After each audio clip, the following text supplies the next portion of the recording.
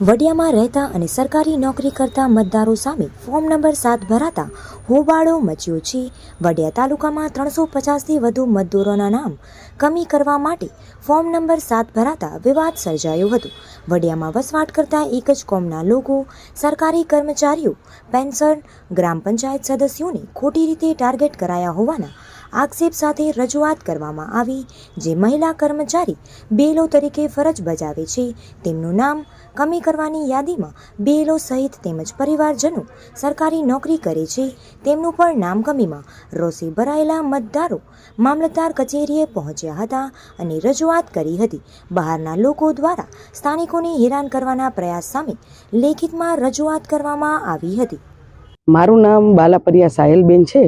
હું 25 વડિયા 4 BLO છું.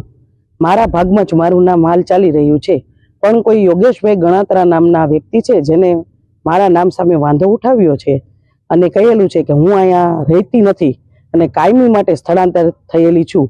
પણ છેલ્લી 3 પેઢીથી અમે લોકો વડિયામાં જ રહીએ છીએ અને અમારી આ ત્રીજી પેઢી વડિયામાં હાલ અત્યારે અમે તમામ ગવર્મેન્ટ કર્મચારીઓ છીએ.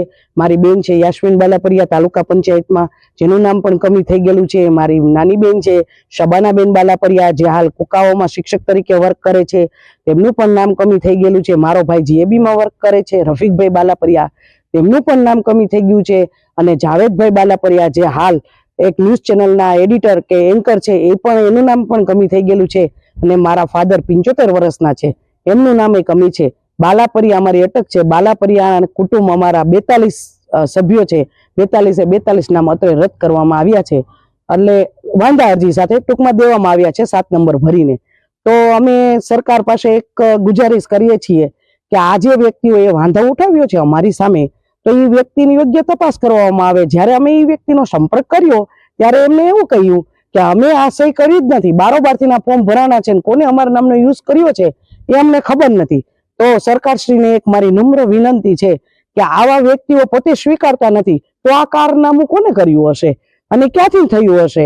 તો પછી એની યોગ્ય તપાસ કરે, નિરપક્ષ નિર્ણય આપે અને એની તમામ પ્રકારની જે જવાબદારી છે કે આ નામ કમી કરવાના 7 નંબરના ફોર્મ જે ભરેલા છે અને કોને ભર્યા છે એ જવાબદારી કોણ લેશે? એમ તમામ પ્રકારની જવાબદારી જ્યારે આપણે કોઈ પણ વ્યક્તિ છે એની હોવી જોઈએ, એનું નામ છે, તો એ લેવા તૈયાર નથી. તો આ જવાબદાર વ્યક્તિ કોણ હશે આની પાછળ? એની યોગ્ય તપાસ થાય, મારી એટલી બસ સરકારને નમ્ર વિનંતી છે. હું પોતે BLO છું, તો મારું નામ જ જો કમી કરી દીધું છે તો હું કેવી રીતના સરકારશ્રીનો કાર્યક્રમ છે એ અત્યારે મેં જ વર્ક કર્યું છે, તો મને કેવી રીતના એમાં સંતોષ થાય? તો મને પોતાનું જ નામ કમી છે મારું, તો હું બીજાને શું ઉદાહરણ દઈશ કે કેવી રીતના સમજાવીશ?